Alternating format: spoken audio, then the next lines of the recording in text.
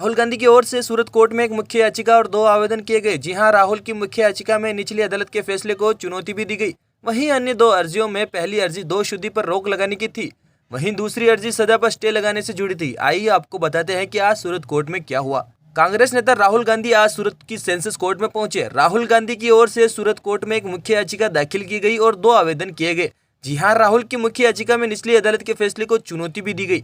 वहीं राहुल गांधी की ओर से सूरत कोर्ट में 2 अर्जियां भी लगाई गई। इनमें से पहली अर्जी दोषशुद्धि पर रोक लगाने की थी, वहीं दूसरी अर्जी सजा पर स्टे लगाने से जुड़ी थी। जी हां, राहुल की ओर से सजा पर स्टे लगाने की मांग वाली अपील को स्वीकारते हुए अदालत ने राहुल को अंतरिम जमानत दी है और कहा है कि राहुल की जमानत तब तक रहेगी जब तक कि राहुल की अर्जी पर कोई फैसला नहीं हो जाता। 10 अप्रैल, 13 अप्रैल और 3 मई समझे राहुल की अर्जी और 3 तारीखों का पूरा गणित। आज की सुनवाई से निकली 3 अहम तारीखें। जी हां, 10 अप्रैल तक शिकायतकर्ता पूर्णेश मोदी और गुजरात सरकार को अपनी प्रतिक्रिया दाखिल करनी है। जी हां, 13 अप्रैल को दोषशुद्धि पर अंतरिम रोक लगाने वाली अर्जी पर भी सुनवाई होगी।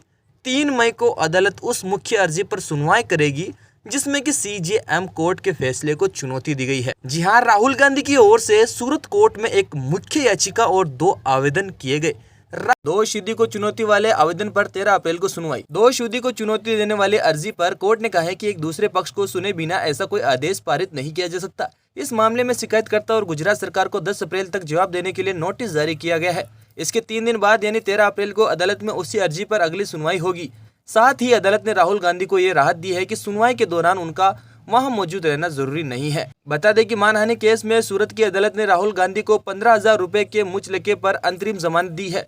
वहीं मुख्य याचिका पर 3 मई को सुनवाई होनी है। मानहानि केस में सजा के ऐलान के बाद कांग्रेस कर रही प्रदर्शन। जी हां, मानहानि केस में सजा के चलते राहुल गांधी को लोकसभा से सदस्यता ली गई थी। इसके बाद से ही कांग्रेस नेता केंद्र सरकार पर लगातार हमलावर हैं। इसका अंदाजा राहुल की आज की सूरत यात्रा से ही लगाया जा सकता है। आज राहुल के सूरत पहुंचने से पहले ही उनका 3 राज्यों के CM वहीं मौजूद थे। वहीं उनकी बहन प्रियंका गांधी भी उनके साथ मौजूद रही। इसके अलावा गुजरात की सड़कों पर कांग्रेस के तमाम कार्यकर्ता मौजूद रहे और देश भर में कांग्रेस ने प्रोटेस्ट भी किया था। कैसे वापस मिलेगी राहुल गांधी की लोकसभा सदस्यता? अदालत के आज के फैसले को आसान भाषा में समझे तो इसका प्रभावी अर्थ यह है कि जब उनकी अयोग्यता की बात आती है तो उनके लिए कोई राहत नहीं है। अदालत ने सिर्फ उन्हें तब तक के लिए जमानत दी है जब तक कि उनकी ओर से दायर की गई याचिकाओं पर कोई फैसला नहीं आ जाता। ऐसे में वह सवाल अब भी बरकरार है कि राहुल गांधी की लोकसभा सदस्यता फिर से बहाल कैसे होगी।